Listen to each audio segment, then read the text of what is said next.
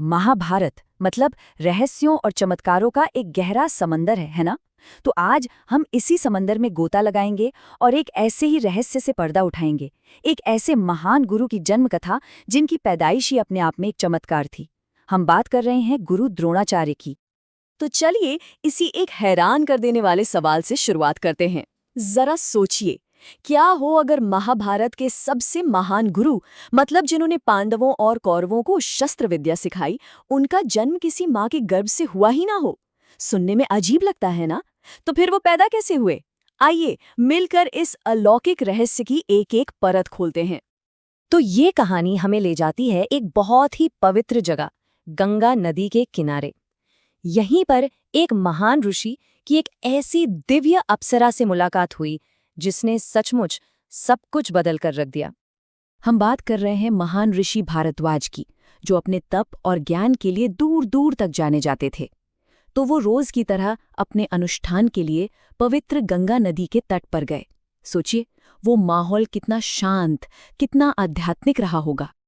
और तभी बिल्कुल अचानक पानी की लहरों को चीरती हुई एक स्वर्गीय अप्सरा प्रकट हुई, घृताची। उनका सौंदर्य इतना इतना अलौकिक था कि ऐसा लगा मानो स्वर्ग ही धरती पर उतर आया हो। उन्हें देखकर किसी का भी मन डोल सकता था, किसी का भी। और बिल्कुल ऐसा ही हुआ।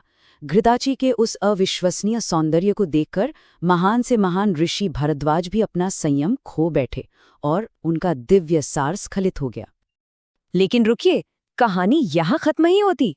असल में यहीं से कहानी एक ऐसा चमत्कारी मोड़ लेती है जिसके बारे में किसी ने सोचा भी नहीं होगा। ये शुरुआत थी एक ऐसे जन्म की जिसकी कोई कल्पना भी नहीं कर सकता था। ऋषि भारद्वाज जानते थे कि ये कोई साधारण ऊर्जा नहीं है, ये उनकी बरसों की तपस्या का फल है। तो उन्होंने फैसला किया कि वो इसे व्यर्थ नहीं जाने देंगे, और उन्होंने फौरन उस दिव्य ऊर्जा को बहुत ही सावधानी से इकट्ठा कर लिया। और इस ऊर्जा को उन्होंने रखा एक मिट्टी के बर्तन में। संस्कृत में ऐसे बर्तन को द्रोण कहते हैं। जी हाँ, एक मामूली सा मिट्टी का बर्तन जो अब एक असाधारण जन्म का जरिया बनने वाला था। फिर उस द्रोण को लेकर ऋषि एक अंधेरी, बिल्कुल एकांत गुफा में गए, दुनिया की नजरों से एकदम दूर। वहां उन्होंने खास पवित्र अनुष्ठान किए और उस द्रोण को सुरक्षित रख दिया ताकि वो दिव्य ऊर्जा अपना चमत्कार दिखा सके। और फिर वो चमत्कार हुआ जिसका इंतजार था। कुछ समय बाद उसी मिट्टी के बर्तन, उसी द्रोण से एक तेजस्वी और शक्तिशाली बालक का जन्म हुआ। जानते हैं, इस तरह के जन्म को अयोनिज कहते हैं, मतलब वो जिसका जन्म माँ के गर्भ से न हुआ हो। ये अपने आप में उनके दिव्य और बिल्कुल असाधारण होने का सबसे बड़ा सबूत था। और क्योंकि उनका जन्म एक द्रोण से हुआ था, तो ऋषि भारद्वाज ने उस बालक का नाम भी द्रोण ही रखा। और यही बालक आगे चलकर महाभारत के महान गुरु द्रोणाचार्य के नाम से दुनिया भर में जाना गया। अब देखिए, उनका जन्म तो अनोखा था ही, लेकिन उनकी असली महानता उनके ज्ञान और उनके कर्मों से बनी। तो चलिए एक नजर डालते हैं उनके इस सफर पर। देखिए, सबसे पहले तो उन्होंने अपने पिता ऋषि भारद्वाज से ही वेदों और शस्त्रों का पूरा ज्ञान लिया। लेकिन वो यही नहीं रुके। इसके बाद वो पहुंचे खुद भगवान परशुराम के पास और उनसे दिव्यास्त्रों की वो शिक्षा ली जो किसी और के पास नहीं थी।